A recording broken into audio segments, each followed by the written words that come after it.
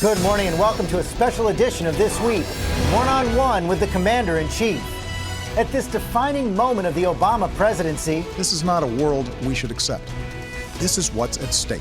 With a crisis overseas, new showdowns with Congress here at home, we go inside the White House, challenging a president trying to save his second term and stop a war. One-on-one with President Obama. You've done it in the past. No. George. An ABC News exclusive. Plus live analysis from our Powerhouse Roundtable. It's all right here this Sunday morning. From ABC News, a special This Week with George Stephanopoulos starts now. It has been a perilous month for President Obama. After that chemical weapons massacre in Syria, he took America right to the brink of a military strike, then backed away, turning to Congress first and, surprisingly, the Russians, choosing diplomacy over war. And this weekend, a major new development. Secretary of State John Kerry and his Russian counterpart have struck a deal for Syria to surrender its chemical weapons. If it works, and that's a big if right now, the president may be able to claim a measure of victory for an approach that's brought him a mountain of criticism. And on the eve of the deal, we went inside the White House to speak with the president. He was confident, convinced that America is in a better position now than when he was poised to order military action just 2 weeks ago. We're definitely in a better position. Why? Keep in mind that my entire goal throughout this exercise is to make sure that what happened on August 21st does not happen again. That we do not see over 1,000 people, over 400 children, subjected to poison gas, something that is a violation of international law and is a violation of that won't happen common again? decency. Well, I think we have the possibility of making sure that it doesn't happen again. Think about where we were. This event happens, and the initial response is the Syrians act as if they don't know anything about it. At that point, they're not even acknowledging that they've got chemical weapons. The Russians are protecting the Syrians, suggesting that there's no possibility that the Assad regime might have done this. And the inspectors weren't even in yet. And as a consequence of the pressure that we've applied over the last couple of weeks, we have Syria for the first time acknowledging that it has chemical weapons, agreeing to join the convention that prohibits the use of chemical weapons, and the Russians, their primary sponsor, saying that they will push Syria to get all of their chemical weapons out. The distance that we've traveled over these couple of weeks is remarkable. And my position and the United States position has been consistent throughout, which is that the underlying civil conflict in Syria is terrible. I believe that because of Assad's actions, his response to peaceful protests, we've created a civil war in Syria that has led to 100,000 people being killed and 6 million people being displaced. But what I've also said is that the United States can't get in the middle of somebody else's civil war. We're not going to put troops on the ground. We can't enforce militarily a settlement there. But in the past, you said he had to go. What we can do is make sure that the worst weapons, the indiscriminate weapons that don't distinguish between a soldier and an infant, are not used.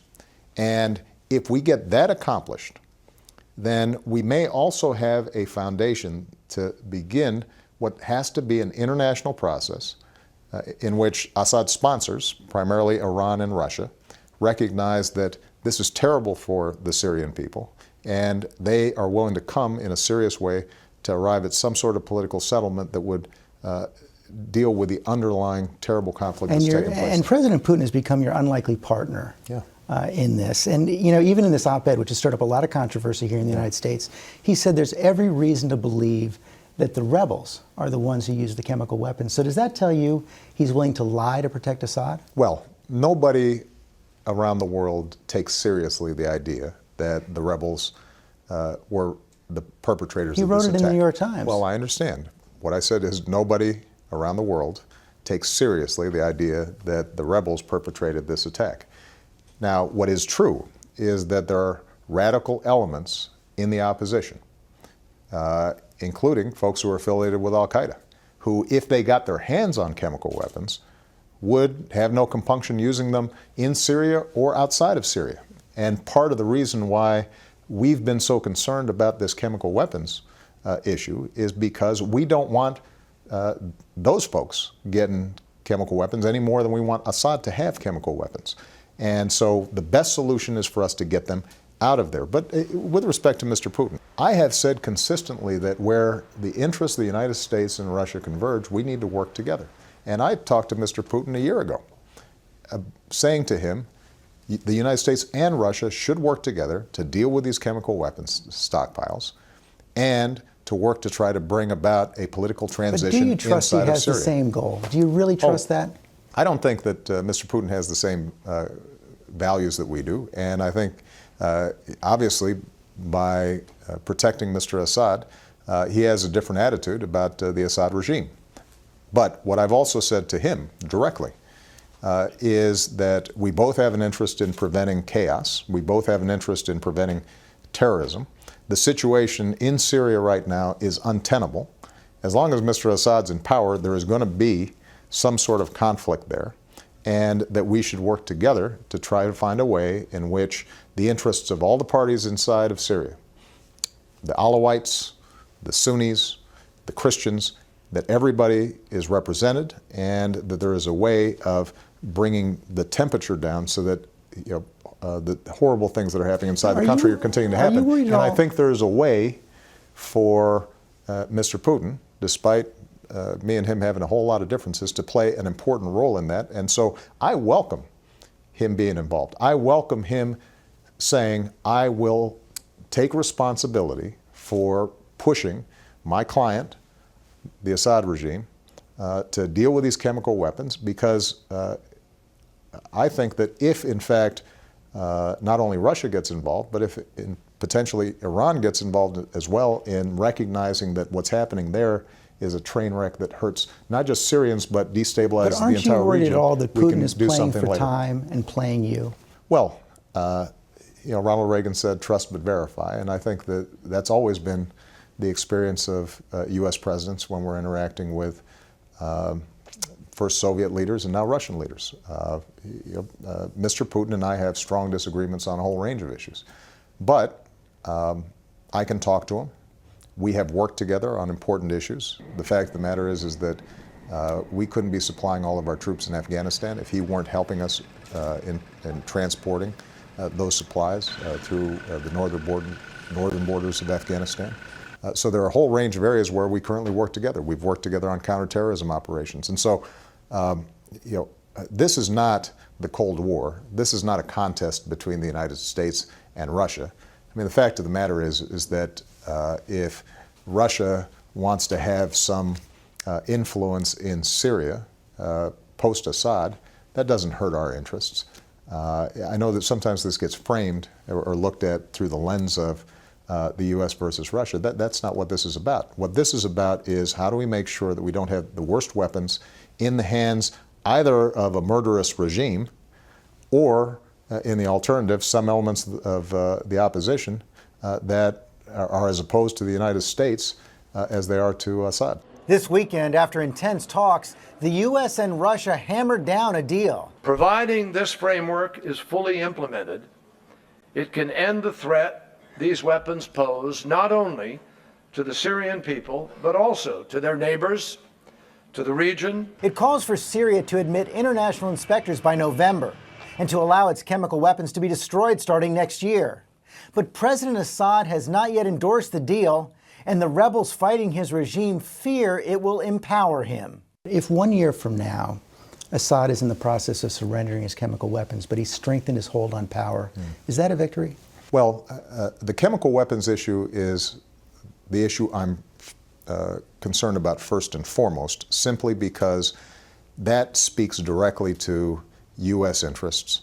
It speaks to the potential that other countries start producing more chemical weapons, that the ban on chemical weapons unravels, and it becomes more accessible to terrorists, which in turn could be used against us. So I have a primary concern there. I also believe that the U.S. has an interest in seeing a stable Syria in which people aren't being slaughtered. And it is hard to envision how Mr. Assad regains any kind of legitimacy after he's gassed or his military has gassed innocent civilians and children. And so part of my argument here is that we will not intervene militarily to bring that transition about. But all the countries in the region, and I think the entire world and the United Nations, should have an interest in trying to bring about that stability. What do you think Iran makes of all this? You mentioned Iran. Do you think they can look at all this and say, maybe all options aren't on the table, you're not willing to use force? No, I think the Iranians, who we communicate with in indirect ways. Have you reached out personally to the new president? I have, and he's reached out to me. We haven't spoken directly, but letters. Yeah, and I think what the Iranians understand is that the nuclear issue is a far larger issue for us than the chemical weapons issue. That the threat against Israel that nuclear Iran poses is much closer to our core interests. That a nuclear arms race in the region is something that would be profoundly destabilizing. And so my suspicion is that the Iranians recognize they shouldn't draw a lesson that we haven't struck to think we won't strike Iran. On the other hand, what they should draw from this lesson is that there is the potential of resolving these issues diplomatically. You think they're there? You think they believe that?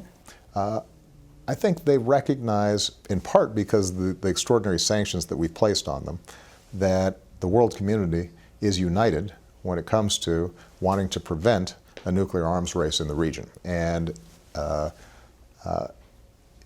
negotiations with the Iranians is always difficult. I think this new president is not going to suddenly make it easy. But my view is that if you have both a credible threat of force combined with a rigorous diplomatic effort, that in fact you can strike a deal. And I hold out that hope. Final foreign policy question. You've had a lot of armchair criticism. Yeah. I'm sure you're used to that. I am. Senator Corker, Foreign Relations Committee, said you're not comfortable as commander-in-chief. It's like watching a person who's caged. The president of the Council of Foreign Relations, Richard Haass, words like ad hoc, improvised, unsteady come to mind. This is probably the most undisciplined stretch of foreign policy in your presidency. Yeah. What do you make of that? Well, I think that folks here in Washington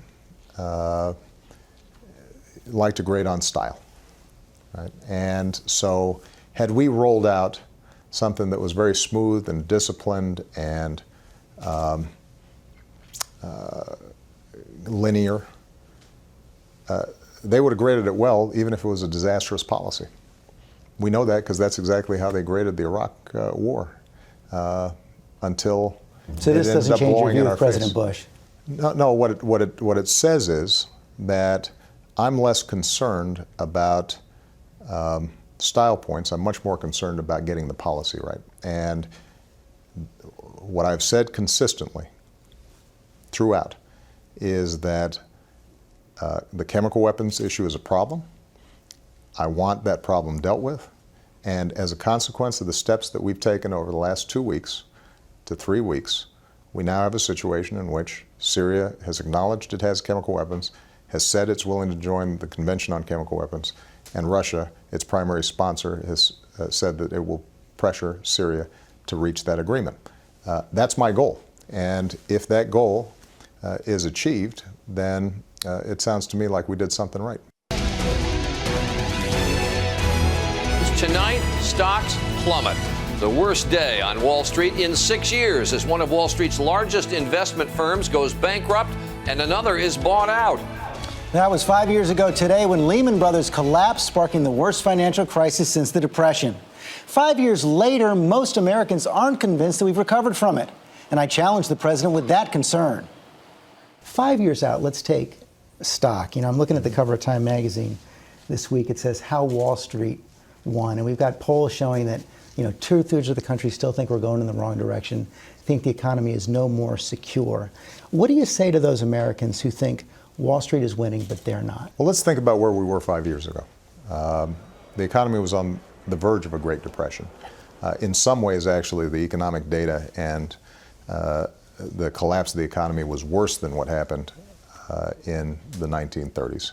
And we came in, stabilized the situation. We've now had 42 straight months of growth, 7.5 million new jobs created, 500,000 jobs in manufacturing, 370,000 jobs in an auto industry that had completely collapsed. The banking system works. It is giving loans to companies who can get credit. And so we have seen, I think, undoubtedly progress across the board. The housing market has recovered. But what is also true is we're not near where we need to be.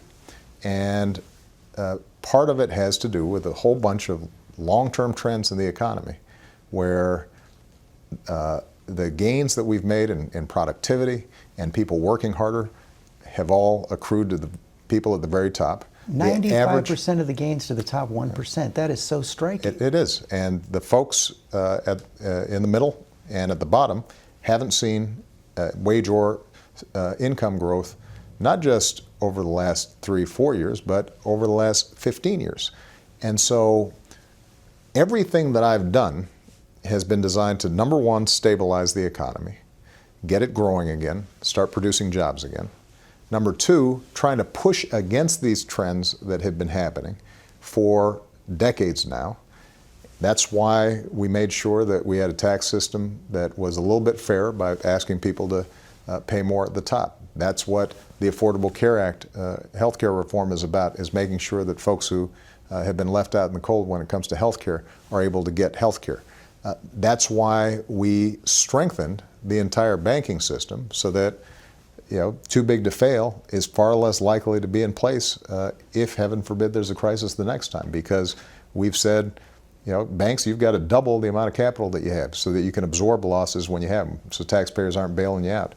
If you do start going under, you've got to have a plan, a living will, we call it, so that we don't have to come in and clean up after you. You're going to be on your own. Okay, but you do all these things and still 95% of the gains go to the top 1%. Do you look at that 4.5 years in and say, maybe a president just can't stop this accelerating inequality? No, I think the president can stop it. The problem is that there continues to be a major debate here in Washington, and that is, how do we respond to these underlying trends?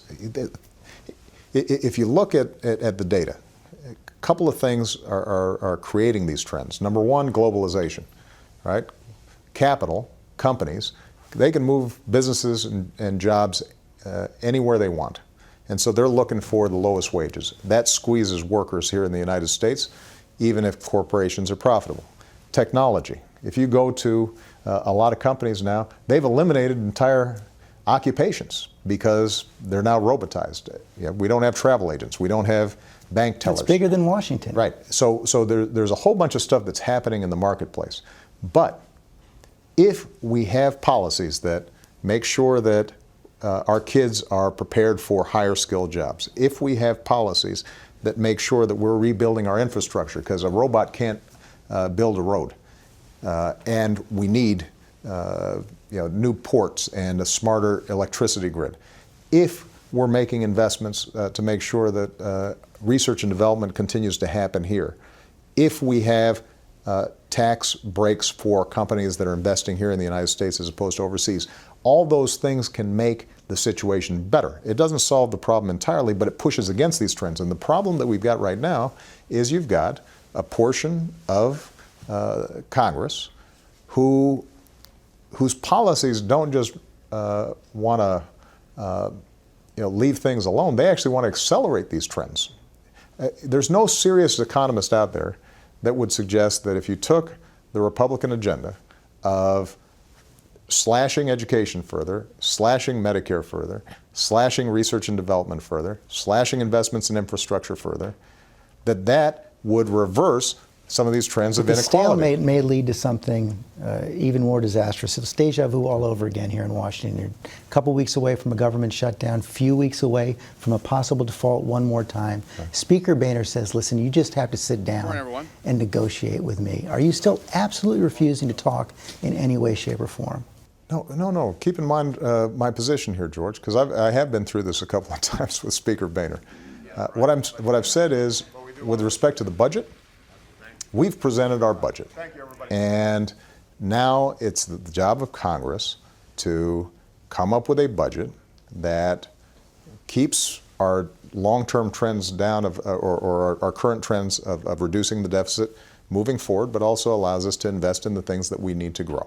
And I've told him, and I've told the country what I think we need to do. I'm happy to have a conversation with him about how we can deal with the so-called sequester, which is making across-the-board cuts on stuff that we shouldn't be cutting, while continuing tax breaks, for example, for companies that are not helping to grow the economy. There are ways of doing this. It's just that they haven't been willing to negotiate in a serious way on that. What I haven't been willing to negotiate, and I will not negotiate, is on the debt ceiling. But presidents have done that in the past, and you've done it in the past. No. George, if you take a look, what has never happened in the past was the notion that in exchange for fulfilling the full faith and credit of the United States, that we are wiping away, let's say, major legislation like the health care bill. So you're not open to any changes in Obamacare? That's never happened before. And when it comes to budgets, we've never had a situation in which a party said that, unless we get our way 100%, then we're going to let the United States default. That's never happened, George. That didn't happen when you were working here in the White House. But there were reforms added to the debt limit legislation. George, I think it's fair to say that never in history have we used just making sure that the U.S. government is paying its bills as a lever to radically cut government at the kind of scale that they're talking about. It's never happened before. There have been negotiations around the corners because nobody had ever presumed that you'd actually threaten the United States to default. So how does this end then? They say they need changes in Obamacare. You say you're not going to negotiate. Are you just betting they're going to cave? No, George, here's the problem. If we continue to set a precedent in which a president, any president, a Republican president, a Democratic president, where the opposing party controls the House of Representatives, if that president is in a situation in which each time the United States is called upon to pay its bills, the other party can simply sit there and say, well, we're not going to pay the bills unless you give us what we want. That changes the constitutional structure of this government entirely. So you're not going to negotiate? So we can't negotiate around the debt ceiling. If Mr. Boehner has ideas about how we can grow this economy, strengthen the middle class, put people back to work in a serious way, of course we're happy to support the negotiations that are taking place between the House and the Senate. If we're going to continue to reduce the deficit, and I think a lot of people aren't aware of the fact that the deficit's been cut in half since I came into office, it's continuing on a trend line of further reductions. If we want to do more deficit reduction, I've already put out a budget that says, let's do it. I'm willing to reform entitlements.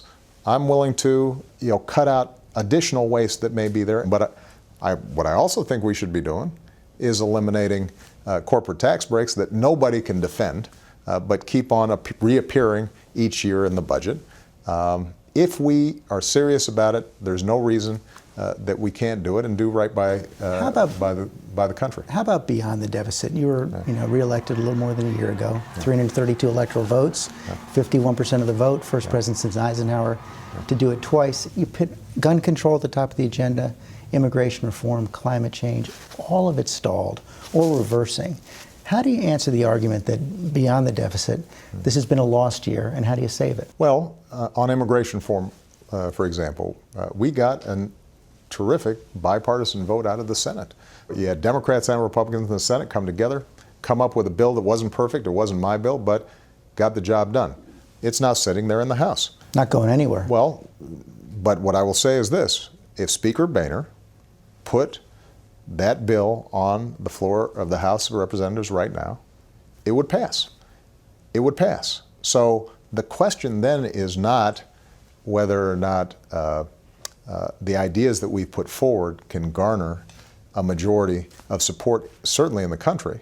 I mean, gun control, we had 80–90% of the country that agreed with it. The problem we have is we have a faction of the Republican Party, in the House of Representatives in particular, that view compromise as a dirty word, and anything that is even remotely associated with me, they feel obliged to oppose. And my argument to them is real simple. That's not why the people sent you here. We're out of time. Final question. Your vice president is at Tom Harkin's steak fry in Iowa this weekend. Clearly, Secretary Clinton positioning for a possible run for president too. You chose both of them. What do you say to your fellow Democrats when they're thinking about that possible choice? And are you determined to stay neutral throughout this whole process? What I would say to folks out there is we are tremendously lucky to have an incredible former Secretary of State who couldn't have served me better, and an incredible Vice President who couldn't be serving me better. And I suspect if you ask both of them, they'd say it's way too premature to start talking about he's in 2016. Iowa. Well, Iowa's a big state, and he's an old friend of Tom Harkin's. So you're staying completely neutral? Listen, I think, as you pointed out, I just got reelected last year. My focus is on the American people right now. I'll let you guys worry about the politics. Mr. President, thanks very much. I enjoyed it. Thank you, George.